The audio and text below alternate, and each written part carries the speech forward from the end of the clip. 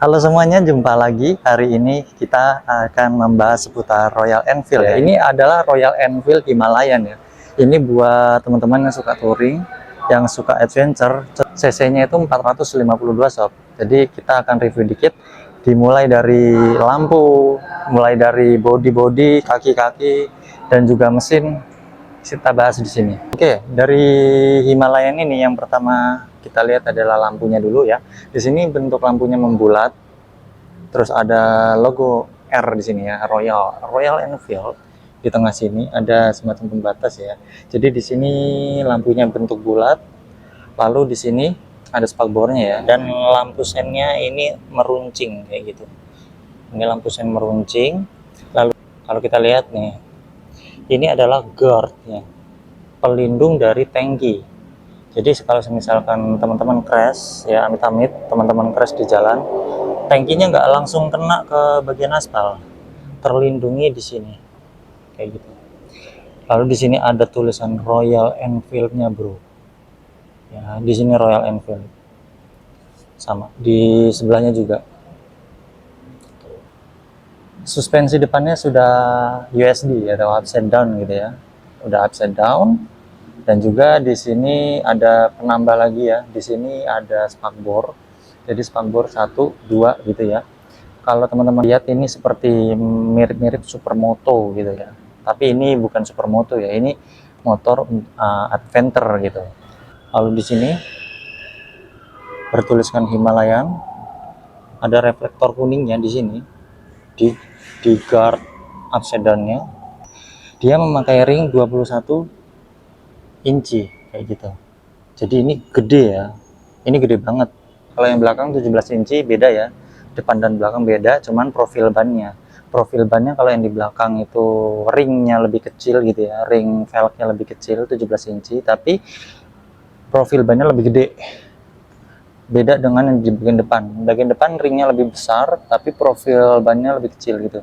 Jadi kalau untuk profil bannya sendiri yang di depan ini 90/90 ya. 90/90 21 inci. Kalau yang di belakang ini 140/80 untuk 17 inci gitu. Dan juga di sini velgnya velg Ruji gitu ya. Jadi kesan adventure-nya keluar gitu ya. Dan juga di sini sistem pengeremannya, rem cakram depan belakang. Di sini ada tulisan Bybre. Oke, di sini dengan piston ganda gitu ya. Pengereman piston ganda. Piringannya ini ukurannya 520 mm, 540 mm gitu. Ukuran piringannya 540 mm. Nah, yang di belakang gimana? Yuk kita ke belakang. Nah, ini bagian belakangnya ya. Di sini roda bagian belakangnya teman-teman bisa lihat dia gambot ya. Dengan ring tadi yang saya sebutin 17 inci maksudnya. Dan di sini profil bannya adalah 140/80, ring 17 inci. Dan di sini untuk rem cakramnya, piringan cakramnya ini 450 mm. Nah, di sini tunggal ya. Jadi di sini kaliper tunggal. Kaliper tunggal. Di sini menggunakan suspensi ya, monoshock ya, dimana dia yang modelnya tidur. Jadi ini yang model tidur itu biasanya empuk gitu ya, empuk. Jadi dia ngayunnya itu enak untuk jalan-jalan yang di tempat-tempat yang kurang rata ya, yang off-road gitu. Ini udah pasti nyaman kayak gitu. Oke, monoshock model tidur. Lalu untuk armnya sendiri, nah ini armnya seperti ini ya bentuknya. Dia melengkung seperti banana arm gitu. Model dari knalpotnya itu dia pipih gitu. Pipih dengan dilapisin dengan ini besi ya. Ini nggak ada plastik ya. Di sini nggak ada cover plastik, di sini besi semua. Nah, di sini lihat sampai ke depan. Nah, di sini ini di bagian sebelah kiri ya. Di sini teman-teman bisa lihat gearnya gede gitu ya. Yang agak melengkung itu di sebelah kanan gitu. Kalau sebelah kiri ini lurus gitu ternyata ya. Saya pikir banana arm, ternyata ini bukan kayak gitu ya. Teman-teman bisa lihat ya. Tuh. Ini kokoh nih. Ini standarnya dia beda dari standar-standar motor pada umumnya ya. dia melengkung, dia belok melengkung gitu, melengkung ke atas tuh. Standar 1, standar 2-nya ditambah dengan spakbornya. Spakbornya nih nggak terlalu besar gitu. Dia spakbornya proporsional kalau bilang. Dan ini adalah tampilan dari belakangnya tuh. Cakep ya. Ini joknya ini tuh. Ada bertuliskan Royal Enfield. Nah, teman-teman perhatikan nih ya. Ini aku deketin. Tuh. Dia teksturnya ini anti slip gitu ya. Teksturnya anti slip nih. Jadi di sini nggak licin. Jadi ini nyaman banget. Di sini untuk drivernya, di sini untuk penumpang, dan di sini busanya empuk banget. Kayak gitu. Nah, ini bentuk tangkinya. Ya, tuh. Bertuliskan Himalayan Royal Enfield. Wah, gagah. Ini varian warna hitam orange ya di sini.